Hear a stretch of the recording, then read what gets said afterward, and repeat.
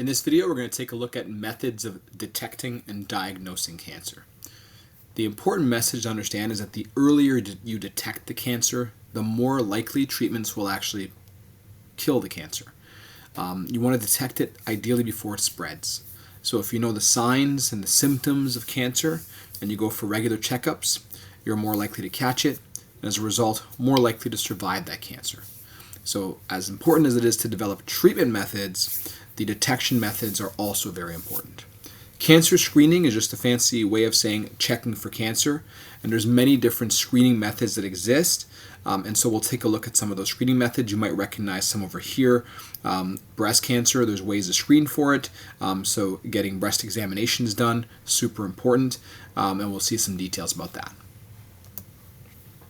So one way to diagnose or detect cancer is by doing medical imaging. So you take images within the body. You can take what's called an X-ray. So an X-ray is where you use specialized light called X-rays, and what they do is they get a picture of the inside of your body, and they're very useful because they can detect bones and other thick and hard features, and that includes tumors.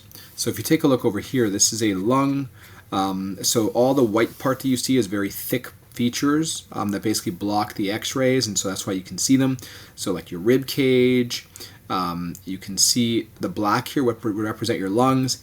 This here is the heart, and so this again is a normal X-ray. We don't see anything too wrong here. But then if you go over here, you'll see again ribs at the back, all this white here, right here at rib cage, the heart over here.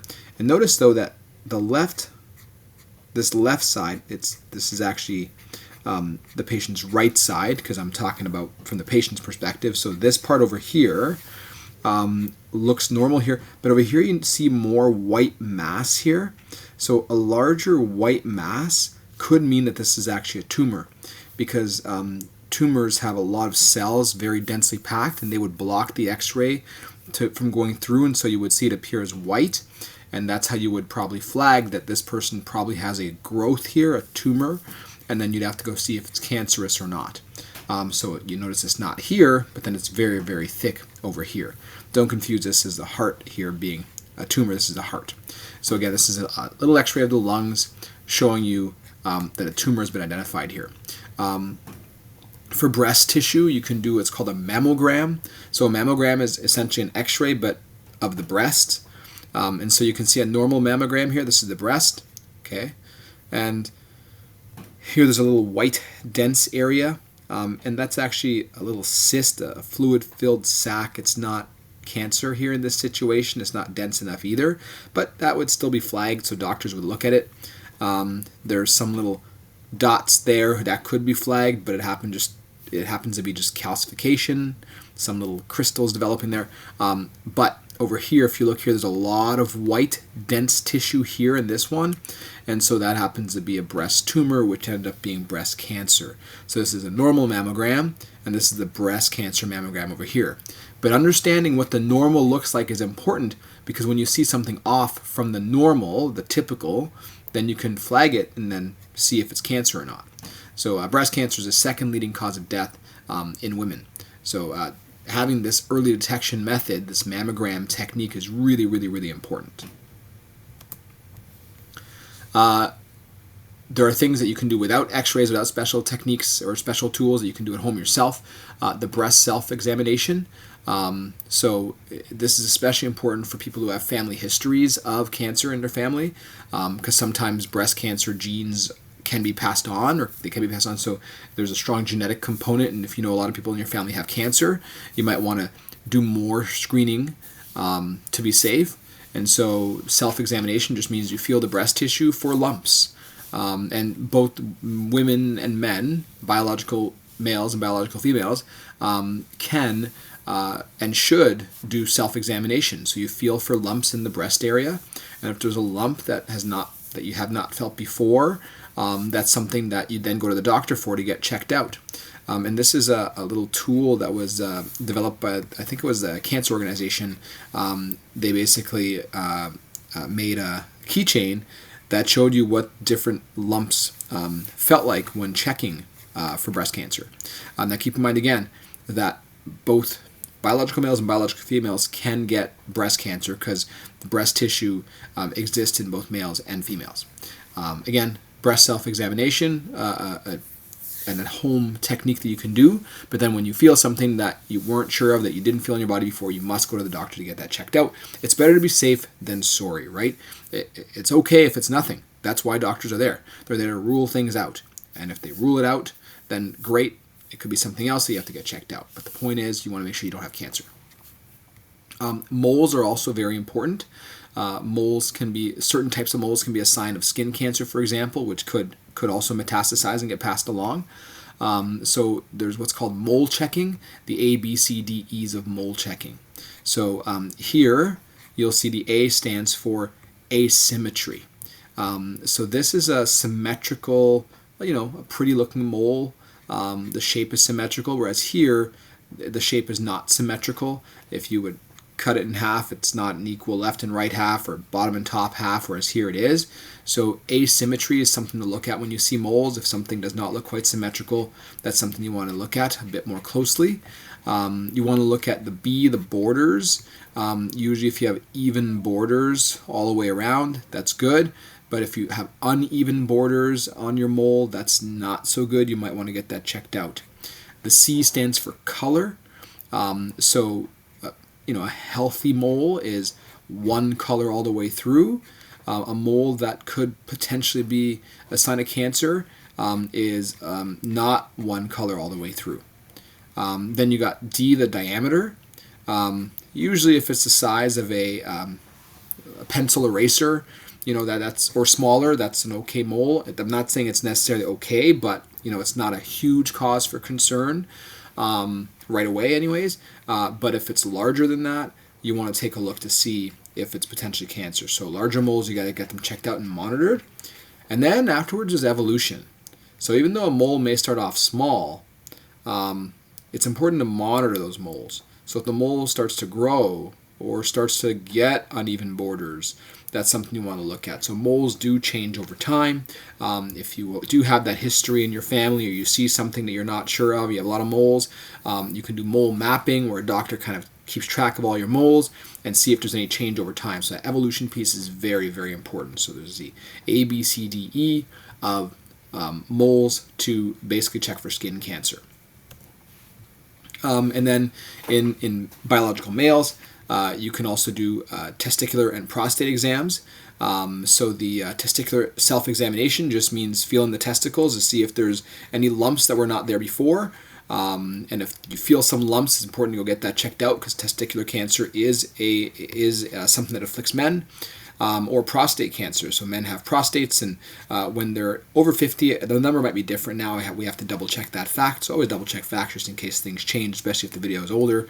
But men over a certain age will usually go through prostate exams. So there could be blood tests, or the doctor will actually go in and feel the prostate to see if it's enlarged or not, because that could be a sign that you do have prostate cancer, and they'll do more tests to actually diagnose it to see if you have it or not. So again, there's a variety of different tests that we saw here. It's important that, especially if you have that family history, that you understand the signs and symptoms, and you do those regular tests so you can catch the cancer early in order to treat it. If there is suspicion that you do have cancer, so you did a breast self-examination, you found a lump, you go to your doctor, the doctor does think that it could be a sign of cancer, the doctor will then take out some of those cells in the area where there might be a lump, so in the tumor area, so surgically remove it, and then go take a look at those cells under the microscope, analyze and do some tests to see if they are cancerous or not. So the act of taking those cells out, surgically removing those cells to test them, that's called a biopsy. And once the doctor analyzes them under the microscopes and do other tests, they can confirm if it's actually cancer or not. And then you can begin your course of treatment if it is cancer. So what's important to understand is that if we take a look at these numbers, there are different survival rates depending on the type of cancer that you're diagnosed with. Testicular cancer, 98. Thyroid, 96% survival. Prostate, 95%. And if you look at pancreatic, 8%. So some cancers are scarier than others when you're diagnosed with them. the earlier the better in all of these cases. What's also important to understand is that these numbers will hopefully rise. These survival rates are rising. These were not as high in the past.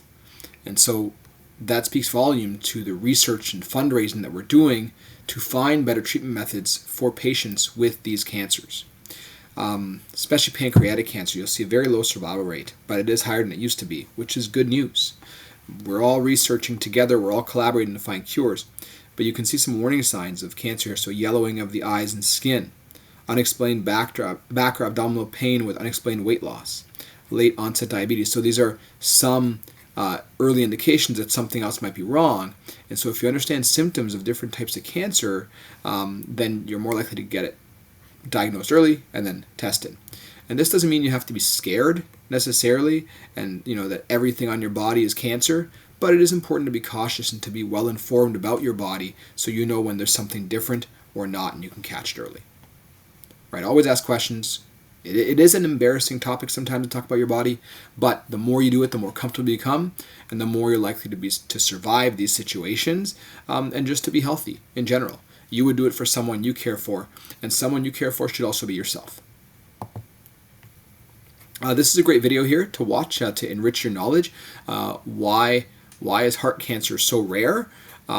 Which is a really, really interesting topic. There's a lot of really cool YouTube channels out there to just enrich your knowledge of things. This is from SciShow, so I highly recommend this video.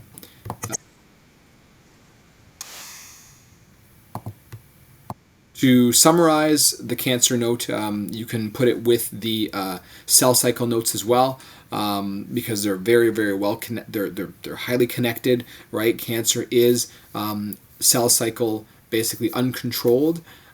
So think about how the two connect with each other, and now you have a better understanding of what cancer is, and hopefully now after this lesson you also have a better understanding of why we do days like the Terry Fox Run, why we do Relay for Life, why we have so much fundraising, because cancer is something that affects so many people. If it's not you, it's someone in your family. If it's not someone in your family, it's a friend that you know. And it becomes very real once you know people who have it around you. So it's not just a number, right? These are people, they're not numbers.